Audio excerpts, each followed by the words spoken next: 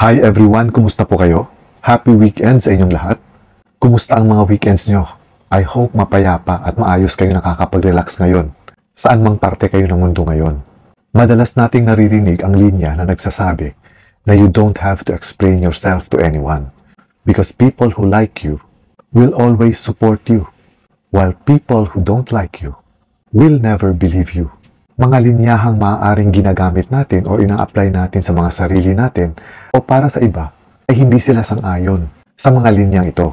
Narinig ko kasi uli itong mga linya na ito kay Francis Leo Marcos sa isang video niya. Never explain yourself to any whom or to anyone. Lagi mong tatandaan yan. Hindi mo kailangang ipaliwanag ang sarili mo kahit kanino man. Because the people who likes you does not need your explanation. Pag gusto ka ng tao, hindi nila kailangan ng explanation mo. Kahit nagkamali ka, patatawarin ka nila kasi gusto ka nila. And the people who dislike you would not believe or will not believe to your explanation.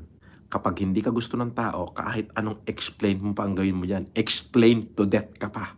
Okay? Paliwanag hanggang kamatayan, hindi ka nila paniniwalaan. Kasi ayaw nila sa'yo. Don't explain yourself to any whom or to anyone. Gawin mo kung ano yung nararapat mong gawin. Gawin mo kung ano yung tama. Tumulong ka kung may maitutulong ka. Kung wala, enjoyin mo yung sarili mo. Hindi mo kailangan, ako, I never explain myself. Bakit? Bakit ko hindi worth na mag-explain ako eh? Kung ano yung paniniwala nyo tungkol sa akin, then let it be. Kung paniniwala nyo, masama akong tao, then let it be. Gagawin ko lang kung ano yung daily routine ko sa buhay. Kung paniniwala nyo na may mabuti akong tao, then yun. Hindi ko kailangan i-explain bawat galaw ko. Nabuhay ako para tumulong. Okay? Nabuhay ako para enjoyin ko yung buhay ko. Gampanan ko kung ano yung nararapat kong gampanan. Habang nabubuhay ako, hindi ko obligasyong magpaliwanag lalo na sa mga basher na tarantadong bobong katulad nyo. Hindi mo kailangan magpaliwanag kung ano yung binabatikos nila sa'yo. Kung may problema sila sa'yo, then magdemanda sila. Sagutin mo sa proper forum. Sagutin mo sa korte. Hindi mo kailangang ipaliwanag ang iyong sarili kung kanino man. Kasi pag gusto ka ng tao, hindi nila kailangan ng paliwanag mo. Kung nagkamali ka, patatawarin ka nila and they give you another, not only second chance, third chance, fourth chance, fifth chance, hanggang 7 beses pa kasi gusto ka nila. Pero kung ayaw sa'yo ng tao, hindi naman nila paniniwalaan yung paliwanag mo kahit magpaliwanag ka pa hanggang kamatayan. So ako, personally, naniniwala rin ako sa mga linyang ito.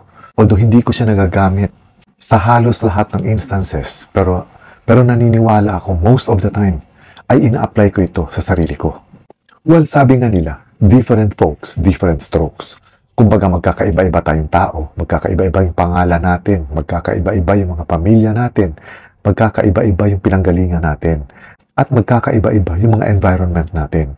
At dahil dito, may kanya-kanya tayong paniniwala, may kanya-kanya tayong pag-uugali, at may kanya-kanya tayong paninindigan. Well, maaari para sa ibang tao. Kaya sila hindi nagpapaliwanag kanino man. Kaya sila naniniwala na hindi nila kailangan magpaliwanag kanino man ay para ipakita nila na meron silang autonomy. Pag sinabi nating autonomy, ibig sabihin nito na kaya nilang tumayo sa sarili nilang desisyon at sa sarili nilang choices. Kung kaya para sa kanila, hindi nila kailangang ipaliwanag kung ano man ang sinabi nila o kung ano man ang ginawa nila. Para naman sa iba, naniniwala sila na hindi nila kailangang i-justify yung sarili nila sa ibang tao.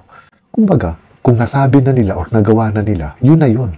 Hindi na nila kailangan pang i-detalye kung bakit nila sinabi o bakit nila ginawa ang isang bagay. Meron naman siguro iba na kaya nila ginagawa ito ay dahil talagang wala silang interes na magpaliwanag pa sa iba. Kumbaga, tapos na, nagawa na nila, nasabi na nila, yun na yun. And we can move on to another interesting topic. Pwedeng ganun din ang dahilan ng iba. Para sa akin naman, kaya ako naniniwala na hindi ako kailangan magpaliwanag kanino man. Or yung sinasabing, I don't need to explain to anybody or I don't owe anyone an explanation, ay dahil naniniwala ako na kapag ka-explain ka ng explain sa bawat sinasabi o ginagawa mo, parang binibigyan mo kasi ng permiso yung mga taong pinag-i-explainan mo para i-validate yung self-worth mo, para bigyan sila ng opportunity na patunayan sa kanila yung pagkatao mo. Hindi lang yung pagkatao mo, Kung hindi dahil minsan gusto mo rin ng sense of belonging. Kumbaga gusto mong mabilong dun sa mga taong yon, kung kaya pilit mong pinapaliwanag ang sarili mo sa kanila. Although hindi naman sa lahat ng oras, hindi natin kailangan magpaliwanag. May mga instances katulad halimbawa, kung may nagawa kang krimen, kailangan mo talagang magpaliwanag. O di kaya ay trabaho mo ang magpaliwanag. Dahil sinasahuran ka o pinapasahod ka sa trabaho yon, kailangan mo talagang magpaliwanag. Pero other than that, para sa akin, I don't need to explain. Meron ding mga pagkakataon na kung saan kailangan natin magpaliwanag. Pero ang intensyon natin, kaya tayo nagpapaliwanag, is to clear things up. Kumbaga, gusto nating klaruhin ang mga bagay-bagay, kaya tayo nagpapaliwanag. Pero hindi tayo nagpapaliwanag dahil gusto natin i-please yung mga taong pinapaliwanagan natin. Magkaiba yun. So dapat alam natin yung difference between the two. Yung nagpapaliwanag ka para maipaliwanag yung gusto mong ipaliwanag, at hindi dahil nagpapaliwanag ka para lang makuha mo yung loob ng pinapaliwanagan mo. Kadalasan din kasi, talagang kung minsan umaabot pa tayo sa over-explaining or sobra-sobrang paliwanag na talagang pinapagod natin yung sarili natin sa kakapaliwanag dahil meron tayong tinatawag na fear of rejection. Kumbaga takot tayo na i-reject tayo ng mga tao. Umaabot sa punto na kung saan takot tayo na ma-misunderstood tayo, lalong-lalo na ng mga kakilala at mga kaibigan natin. Kung kaya nag-e-effort talaga tayo na magpaliwanag. And to think, hindi naman natin obligasyon or hindi tayo obligado na magpaliwanag sa bawat sinasabi o ikinikilos natin. Kasi kung ganun yung mangyayari, parang pinapayagan mo na mahulog ka sa kapangyarihan nila or maa-under ka sa power nila. At ito yung hindi natin dapat na ginagawa. Yung huhusgahan tayo at susukatin yung pagkatao natin ng ibang tao. Kasi kahit dito sa mga videos na ginagawa ko, kahit anong explain ko pa, kahit ano pang explanation ang gawin ko para maging balanse, ang opinion ko, meron pa rin talagang nasasabi ang mga viewers. Kahit pa sabihin ko na wala akong sinabing hindi maganda tungkol sa subject ko sa isang video ko, meron pa rin talagang viewer na may masasabing hindi maganda. Dahil yun na yung paniniwala nila dun sa pinag-uusapan kong personality. So dahil nga ayaw nila dun sa taong yun, kahit na ano pang kagandahang loob ang ipinapakita ng tao na yun, at kahit na ano pa na magagandang gawain or salita ang sinasabi ng personality na yun, wala na, sarado pa rin yung isipan ng ilang mga viewers. Which is very common na kung minsan nangyayari rin ito sa akin kapag nanonood ako ng mga videos or nagbabasa ako ng mga news, may mga oras din na nagiging katulad din nila ako. Kumbaga, may mga times kasi that we only wanted to hear what we want to hear. Ibig sabihin, ang gusto lang natin mapanood or marinig ay yung mga bagay na sinasang-ayunan natin. Kapag ka nagsasalungat, yung napapanood o yung nababasa natin sa mga opinion natin, ayaw na natin silang marinig o mabasa pa. Kumbaga, ang gusto lang nating makita o mapanood o marinig ay yung kapareho ng mga opinion natin. So minsan parang hindi na tayo nagiging critical thinkers. Ang gusto lang natin, puro one-sided lang yung kaalyado ng mga opinion natin, which is hindi rin talaga maganda. Kasi mas maganda if we hear the two sides of the coin, na lagi nating tandaan na hindi lang tayo yung tama at hindi lang din tayo yung mali. Kumbaga, ang bawat isa ay may kanya-kanyang opinion na maaari nating kapulutan ng aral, maaari nating kapulutan ng opinion, maaari nating kapulutan ng ideas, at kung ano-ano pa. Hindi natin pwede dapat solohin ang anumang opinion dahil naniniwala tayo na tayo lang yung tama.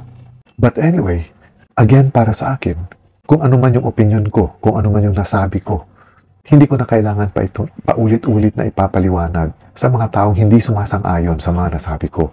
Hindi dahil sa hindi ko gusto na i-validate nila yung mga sinabi ko, kung hindi dahil alam ko na in most instances, kahit ano pang paliwanag ang gawin mo, dahil may sarili na silang conclusion or may sarili na silang paniniwala, hindi na nila papakinggan ang anumang paliwanag na gagawin mo. So kayo mga kaibigan, anong idea nyo tungkol dito? Agree ba kayo na hindi natin kailangan ipaliwanag ang mga sarili natin kanino man sa bawat sinasabi o kinikilos natin? Agree ba kayo sa linyang ito that we do not owe anybody an explanation? Again, magkakaiba-iba tayong mga tao, magkakaiba-iba yung mga opinion natin. You may agree or disagree dito sa mga sinasabi ko, karapatan nyo yan. Once again, maraming salamat ulit sa inyong panunood. Daghan kaayong salamat sa suporta ninyo sa Akua. Enjoy your weekend, everyone. Have a peaceful and blessed weekend, everyone. Ingat po kayo lagi. Amping mo kanunay, and God bless.